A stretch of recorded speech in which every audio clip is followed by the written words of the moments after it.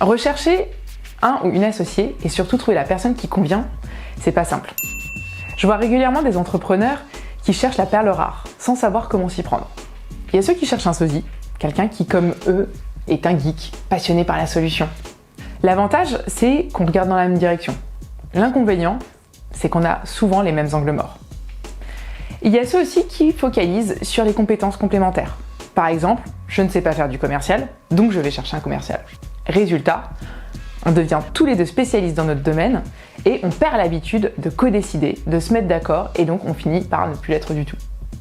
Et il y a aussi ceux qui regardent les diplômes. Pour ça, pas de commentaires. On me demande souvent, mais alors quel serait le bon profil d'associé? Ce n'est pas la bonne question. La bonne question serait, quel serait le bon associé pour ce projet? C'est tout l'intérêt du profil d'associé faire. On ne se pose pas la question de savoir si les personnalités matchent. Par exemple, est-ce que t'es mer ou montagne? Ça, c'est bien pour partager une bière, mais pas forcément pour s'associer. Alors, si vous souhaitez en savoir plus, et si vous voulez découvrir notre méthode pour trouver l'associé pour votre projet, contactez-moi.